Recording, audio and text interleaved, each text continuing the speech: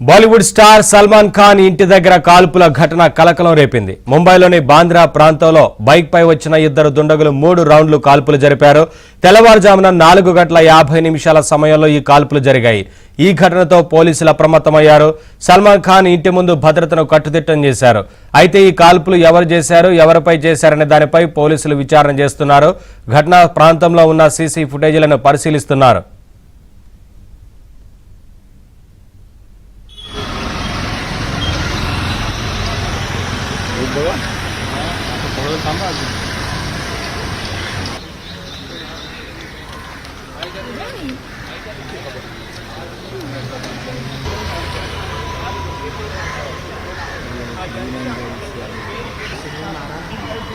Hello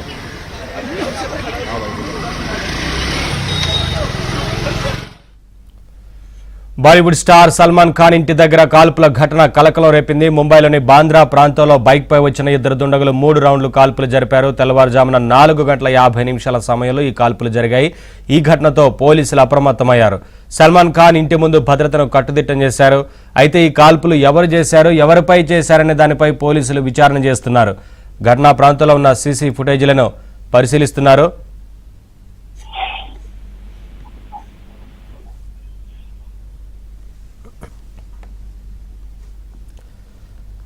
ఘటనకు సంబంధించి మరింత సమాచారం మా సీనియర్ ఫిల్మ్ కరెస్పాండెంట్ సుజన్ అందిస్తారు. సుజన్, హీరో సల్మాన్ ఖాన్ ఇంటి ముందు కాల్పుల ఘటన తీవ్ర కలకలం రేపింది కదా, ఏంటి అప్డేట్స్? విచారణ జరుగుతున్నట్లుగా తెలుస్తా ఉంది కదా, ఏంటి వివరాలు?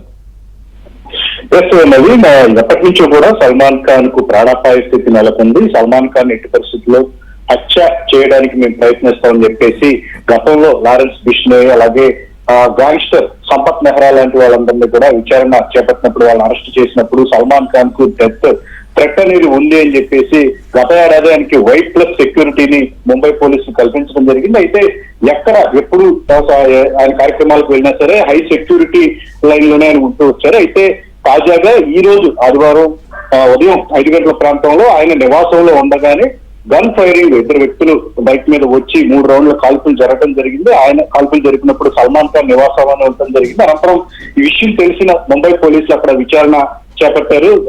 సీసీటీవీ ఫుటేజ్ తో పాటు అక్కడ ఫోరెన్సిక్ టీం వచ్చి బుల్లెట్ ఆనవాళ్లను ఆ బుల్లెట్లు సంబంధించిన వాటన్నిటిని కూడా కలెక్ట్ చేయడం జరిగింది.